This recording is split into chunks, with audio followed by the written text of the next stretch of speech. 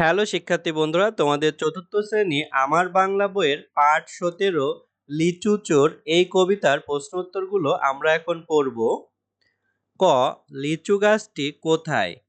উত্তর, লিচু গাছটি বাবুদের তাল পুকুরের কাছে। খ, লিচু পাড়তে গিয়ে মালির ঘাড়ে পড়তে হলো কেন? উত্তর, ছেলেটি চুপি চুপি লিচু পাড়ার জন্য গাছে উঠে সে একটি ছোট ডাল আঁকড়ে ধরে। হঠাৎ করে সেই ছোট ডালটি মরার শব্দে ভেঙে যায়। ডাল ভেঙে যাওয়ার কারণে সে উপর থেকে নিচে পড়ে যায়।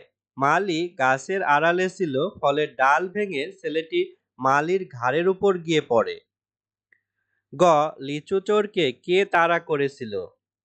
উত্তর, একটি ছেলে বাবুদের বাগানে লিচু চুরি করতে যায়। সেই বাগানের পাহারায় ছিল একটি কুকুর, তার নাম ভোলা। সে ছেলেটিকে বাগানে ঢুকতে দেখে তাড়া করে। ঘ, লিচু চোর কুকুরের তাড়া খেয়ে কোথায় গেল?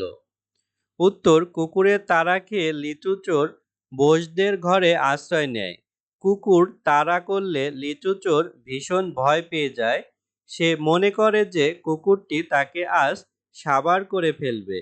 সে তখন বাবা গো মা গো বলে চিৎকার করতে শুরু করে।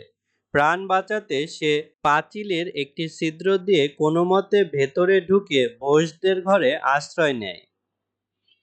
উমো, লিচু চোর কি প্রতিজ্ঞা করল?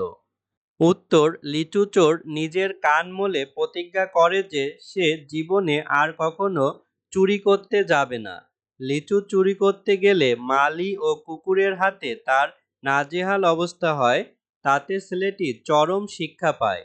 মালির সেই পিটুনি এবং কুকুরের ভয়ঙ্কর তাড়ার কথা ভেবে সে অত্যন্ত ভয় পায়। সবশেষে সে তওবা করে চুরির অভ্যাস ছাড়ার শপথ নেয়।